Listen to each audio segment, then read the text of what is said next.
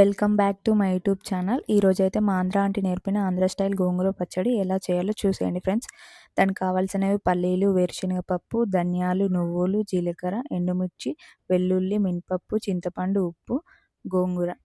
ఇప్పుడైతే ఒక లోతున్న గిన్నెను తీసుకోండి. అందులో కొంచెం ఆయిల్ వేసుకోవాలి, అంటే ఇవన్నీ వేయించుకోవడానికి. పల్లీలు వేసుకోవాలి. ఫస్ట్ పల్లీలు బాగా ఫ్రై చేసుకున్న తర్వాత శనగపప్పు, మినపప్పు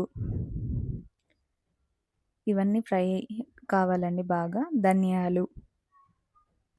ధనియాలు మంచి ఫ్లేవర్ వస్తుంది పచ్చడికి.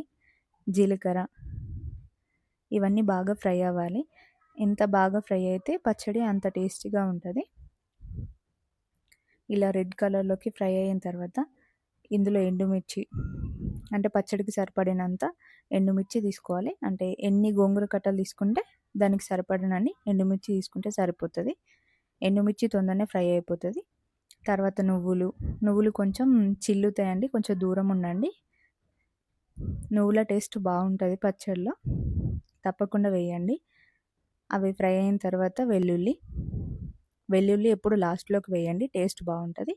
ఇవి సపరేట్ చేసుకున్న తర్వాత మళ్ళీ అదే కడాయిలో కొంచెం ఆయిల్ వేసుకొని మనం కడిగిన గోంగూరను అందులో వేసుకోవాలి. గోంగూర తొందరనే మగ్గిపోతుంది. ఈ పచ్చడి కోసం ఎర్ర గోంగూర తీసుకోండి, టేస్ట్ బాగుంటుంది తెల్ల గోంగూర కన్నా. పులుపు కానీ టేస్ట్ కానీ చాలా బాగుంటుంది గోంగూర.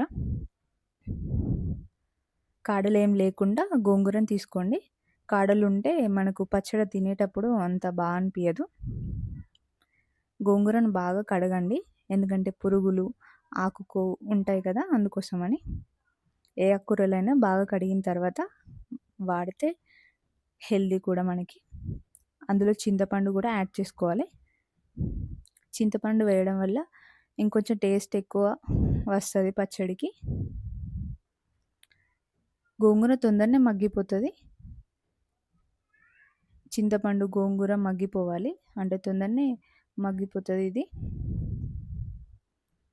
ఇలా మనకు ప్యాన్ నుంచి సపరేట్ అవ్వాలి. మనం ముందుగా వేయించుకున్న పప్పులన్నీ మిక్సీలో వేసుకొని మెత్తని పేస్ట్ చేసుకోవాలి. ఇలా మెత్తని పౌడర్ లాగా చేసుకోవాలి, అప్పుడే పచ్చడి టేస్ట్ బాగుంటుంది. ఇప్పుడు మనం ఈ పౌడర్లోకి మనం ఉడకబెట్టిన గోంగూర, చింతపండును కూడా వేసుకొని మరొకసారి మిక్సీ పట్టుకోవాలి. మెత్తగా మిక్సీ పట్టుకోండి. ఎంత మంచిగా మిక్సీ పట్టుకుంటే పచ్చడి టేస్ట్ బాగుంటుంది. ఈ విధంగా మిక్సీ పట్టుకోవాలి. ఇప్పుడు ఇందులోకి పోపు వేసుకోవాలి. పోపు మీ ఇష్టం అండి, వేసుకుంటే వేసుకోవచ్చు, లేకపోతే లేదు. వేసుకుంటే మాత్రం ఇంకొంచెం టేస్ట్ బాగుంటుంది. ఇప్పుడు మనం పోపేసిన దాన్ని పచ్చళ్ళలో కలుపుకొని వేడి వేడి రైస్లో తింటే టేస్టీగా ఉంటుంది.